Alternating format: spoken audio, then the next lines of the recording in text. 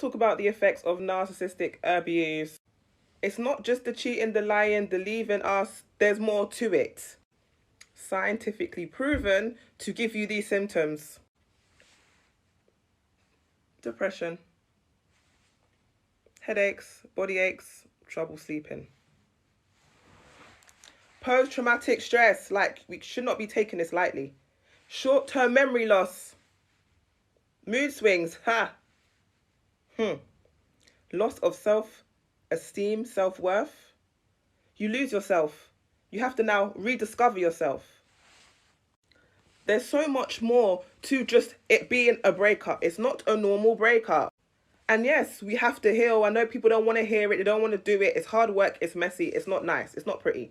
But look at all the symptoms of dealing with these people. And you're telling me you don't have to have therapy? You don't have to do extensive work? Yes, you do. No, it's not your fault. And yeah, it's not fair. Why should you now heal after someone destroyed you? But look, short-term memory loss, played with your brain. Post-traumatic stress. This should not be taken lightly at all. This is why therapy is a must. This is why work needs to be done for you to not get back in that relationship and to actually finally heal. Narcissists. You cannot get them to see that they're the problem. They are never the problem. Not just with you, with anyone. So what is talking going to do except for give them more ammo to gaslight you with, more opportunities to manipulate you with, more time to affect you with that venom? You need to run.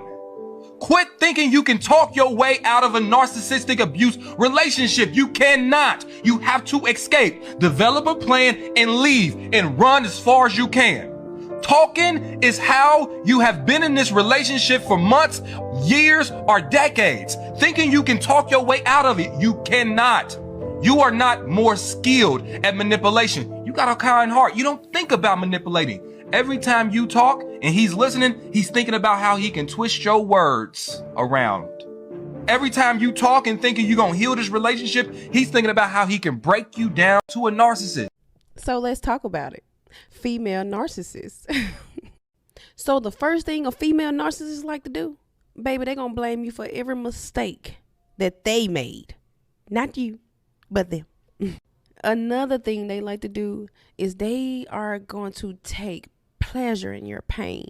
They love to see you hurt. They'll do things to get a reaction out of you, meaning they like to see how much love you have for them. They will make up a whole story about them probably going out, or their ex want them, or they'll just, do all kinds of things to make them seem more important than what they really are. They just like to get a reaction out of you.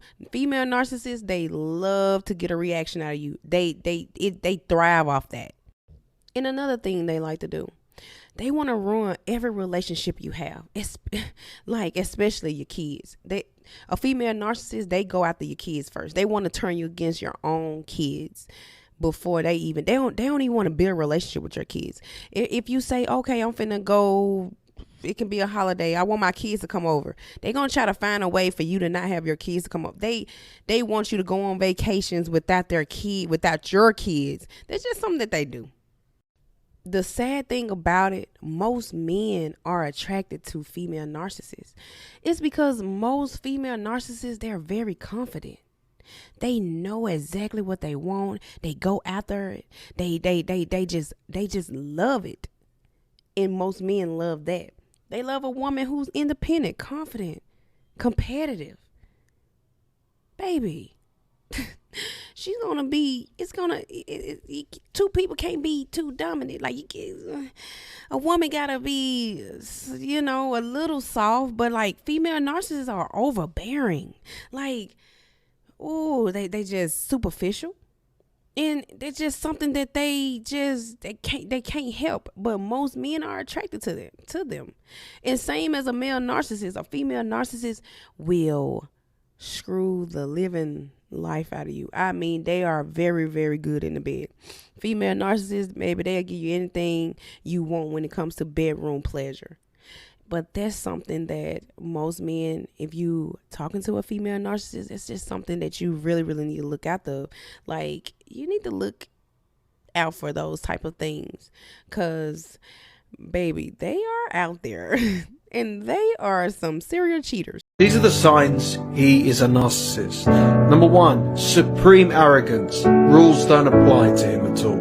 Number 2, he was charming when you first met him. Now he's the opposite of that.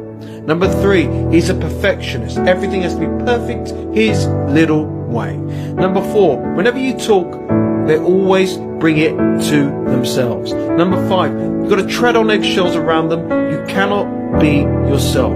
Walk away, go no contact.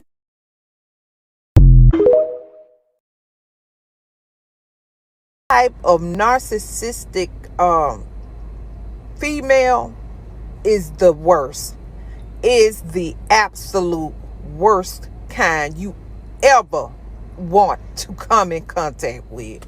This is the worst type of female narcissist to run into. It's because covert means to be hidden. It means to be secret or in disguise. These type of female narcissists are the type of women that disguise themselves as friends, to get close to you, to do harm, to bring witchcraft and curses, to bring evil into your life. These are the type of females, narcissistic females, that are hidden deep within families, even in your workplace, that cause all type of havoc and discord and separation on your job, and let me tell you, I want to give you all some examples so you'll be able to recognize these evil demons, because that's what they are, and I've seen them manifest several times throughout my life in different people, including family members, y'all. And I have to tell you, just like many of the other types of narcissists that we've spoken about, in the same sense, they all have this twisted, demonically inspired mindset, y'all.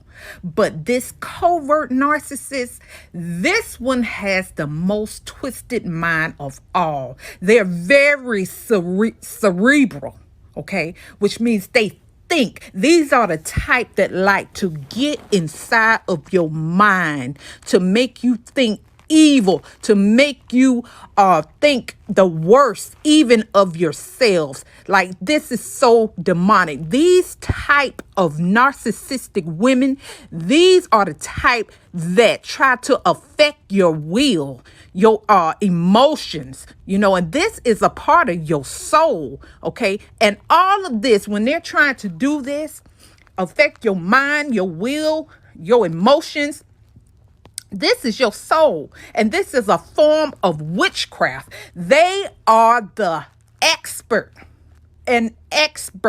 manipulator, expert gaslighters, and they have become so good at scheming, manipulation, intimidation, and control. They're able to hide behind their mask. They've got so good at it over the years of hiding and disguising it, in front of other people.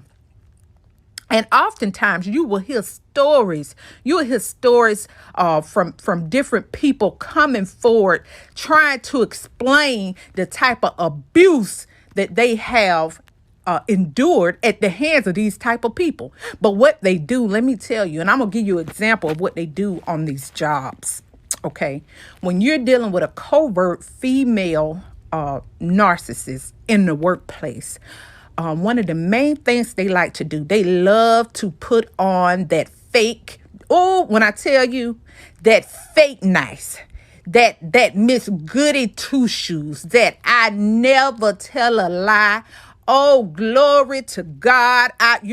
They will hide behind religion, whatever it takes to make people think that they are a good person, to make people think that they're God-fearing, whatever they have to do to create that fictional character to get people to think good about them, and they love to befriend people that are in positions of authority, like supervisors, managers and things like that. They love to befriend them. So later on, when you finally get tired of the abuse and the hell, the torment they put you through on your job, so you decide you're ready to go and report them, no one will believe you because they've already did they homework. Okay, they've already manipulated and got these people under their control. So when you get ready to go and report them, it seems like you're the troublemaker. Okay, you're the troublemaker because I know so and so over here. They're a good person. They are a good person. They're God-fearing. They go to church and blase, blase. So it makes it look like you are the troublemaker while they stay and continue to hide behind their mask. Okay, that's one example of when you have to deal with these evil dogs in the workplace. And I tell y'all a lot of times, I've experienced so much, especially concerning these types of narcissists in my life. So when I share this with you, I am telling you from personal experience and personal encounters that I've had with this evil demonic spirit. I share this with you all in hopes of bringing awareness to help other people, in hopes of, maybe just maybe by shedding a light onto this, maybe some people don't have to suffer. Maybe some people don't have to go through hell and torment, so you can be prepared, so you can plan, so you can be ready to battle, be ready to war. Because one thing about this demonic spirit, you have to confront it. You have to confront that demon. I'm telling you. And so, with that being said, I wanted to also give you all the side of a family. This is your matriarch, okay? This is the one that wears the pants in the house, even if she's married, okay? She's gonna control her husband. She's gonna control her children. And in this type of family dynamic with this narcissistic female, there's always going to be a golden child, and there's always going to be a scapegoat. So you'll often hear some people telling you can get two siblings that grew up in the same household, and each one of them is going to have a different story to tell you. You're going to have this one where they tell you about all the abuse, all the types of abuse they incurred at the hands of this narcissistic female.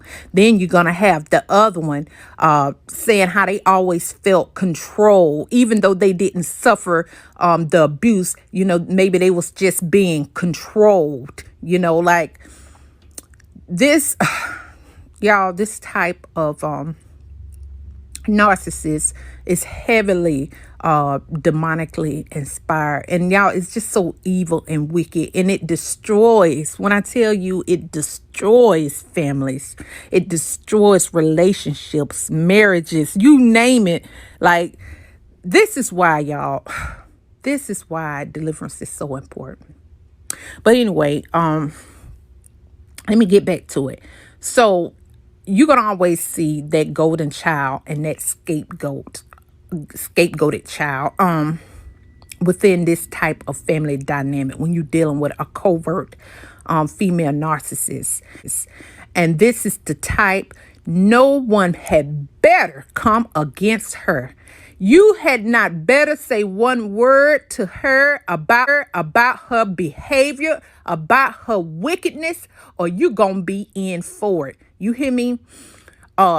Anyone who dares to confront this demon inspiring this person, when you confront it, you better be ready, because here she comes.